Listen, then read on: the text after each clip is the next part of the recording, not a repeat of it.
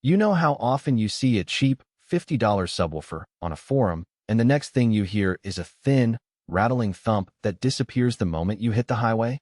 I've been there, buying the cheapest thing that fit the budget, only to spend weeks trying to coax any real bass out of it, and ending up with a box that looks great but sounds like a glorified subwoofer. The regret of that false economy sticks with you, especially when you're finally ready to upgrade the whole system. Link is in the description if you want to check the product details on Amazon. So the question I kept asking myself before I even opened the box was, does the Kicker 51CWQ154 bundle actually give me that deeper, punchier low end without the usual headaches? Or am I just paying for a bigger name tag? First off, the bundle ships with two 15-inch, 1200-watt subwoofers. That alone tells you Kicker is targeting people who want serious impact, not just a little boom in a sedan. If you're the kind of driver who likes to feel the music in your seat while cruising on the interstate, or you're setting up a custom ride out for weekend shows, the extra power handling can make a noticeable difference. On the flip side, if you have a compact hatchback with a modest 50-amp amp, you'll quickly discover those 1,200 watts are more theoretical than usable. You'll end up throttling the amp, and the sub won't hit its sweet spot, leaving you with a lot of potential that never gets realized. What really set this bundle apart in my research was the dual voice coil design. Most subwoofers in this price range give you a single coil and force you to pick a wiring configuration that may not match your amp's output. With two 4-ohm coils, you can wire them in series for an 8-ohm load or parallel for a 2-ohm load, letting you adapt to almost any amplifier without adding extra resistors or transformers. I tried both configurations in a friend's truck. Parallel wiring gave a tighter, more immediate punch that really filled the cabin, while series wiring softened the attack but extended the low-frequency reach, which was perfect for a road trip playlist that leaned on deep bass lines.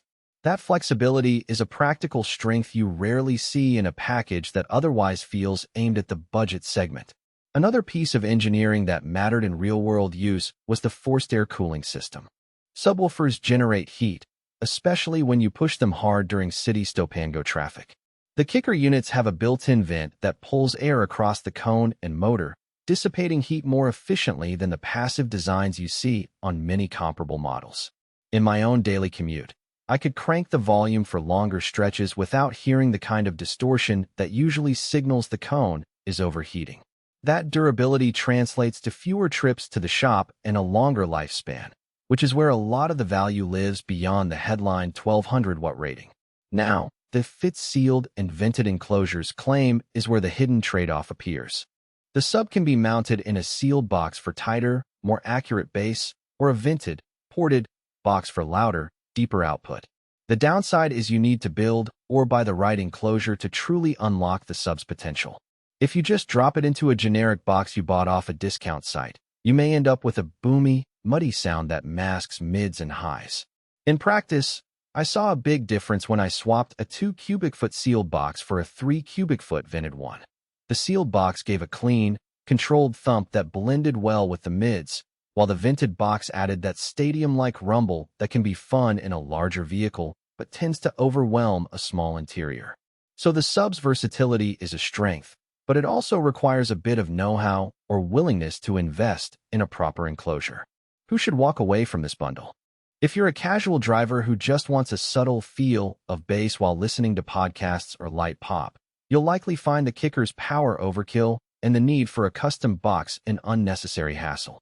You might be better off with a smaller, single-coil sub that fits a factory-sized enclosure and pairs with a modest amp. On the other hand, if you already have a capable amplifier, enjoy tweaking wiring configurations, or you're planning a dedicated sound system build where you can design the enclosure to match, this package is a smart, cost-effective way to get two high-power subs without hunting down separate units. The 4.4-star rating suggests most owners are happy with the performance once they get the installation right. One practical weakness worth mentioning is the sheer size and weight. Each 15-inch sub weighs roughly 30 pounds, and together they add a noticeable load to the vehicle's rear. That can affect suspension dynamics in smaller cars, and you may need to reinforce mounting points to avoid creaking over bumps. Also, the 1200-watt rating is a peak figure. Continuous RMS power is lower, and you'll still need an amp that can safely deliver around 300 to 400 watts RMS per.